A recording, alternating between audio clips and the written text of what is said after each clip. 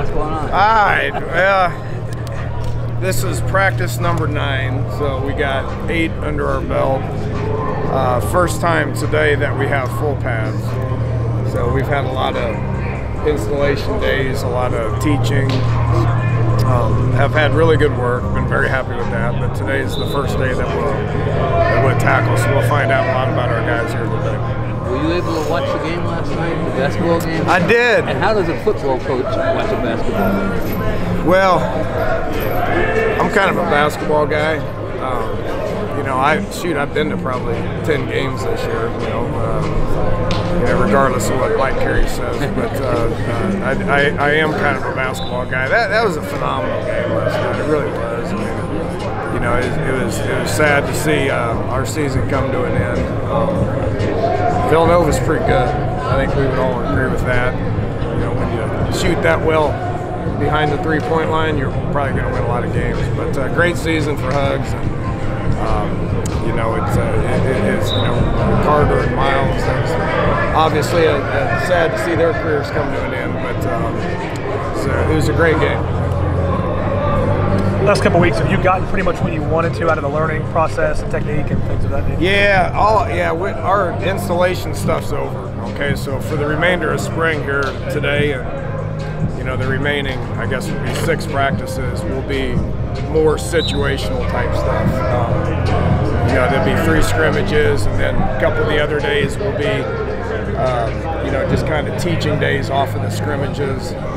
You know, and then we'll have a couple other periods, a couple other practices that will be purely situational stuff. So, you know, focus on critical downs today. We'll do some 2-minute stuff.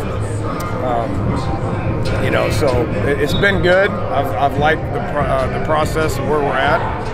I think we got an idea of what we got, you know, but got to put them in live situations. You know, one to see how they respond and how they react.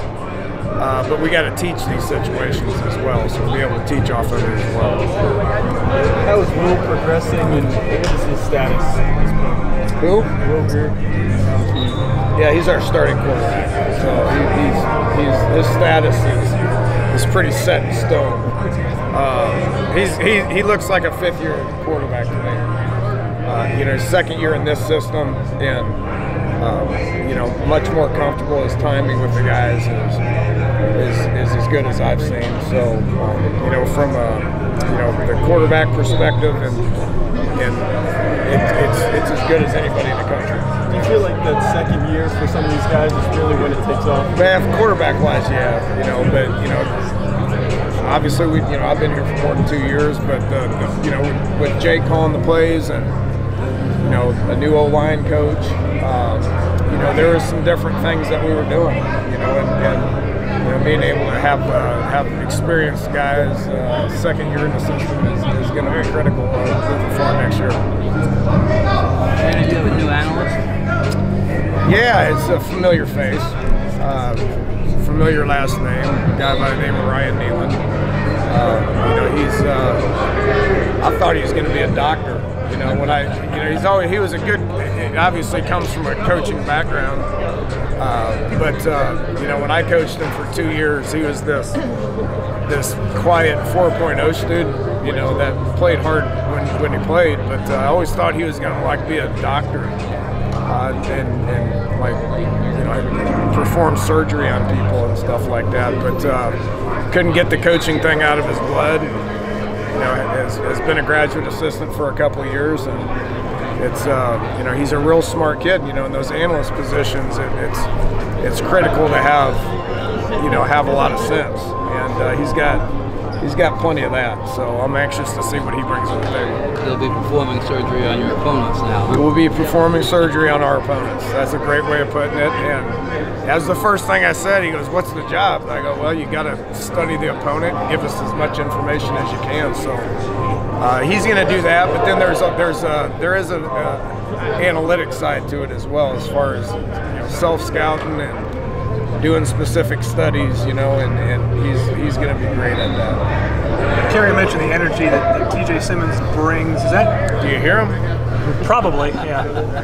So that's an on-field thing. He's the one running around over on that other side, but yeah, he does bring a lot of energy. He does bring a lot of energy. He's made some plays too now. Also said a great studier of the game. Really takes it as a professional at this stage. Yeah, he's he's a sophomore. I mean, kid's got 3 years of eligibility. He looks like a pro, and he acts like one too. I hope he plays like one. That'd be nice as well. How's Giovanni taken to? He's up and down.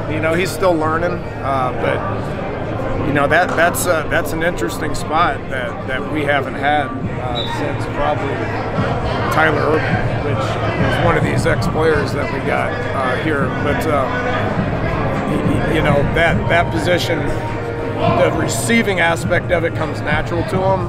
He's working hard at the blocking aspect of things, being in the box, being a fullback, being a tight end. He's got a good frame, but the receiving stuff's easy to him. But to be a complete player, he's got to continue to get better at the blocking aspect of it.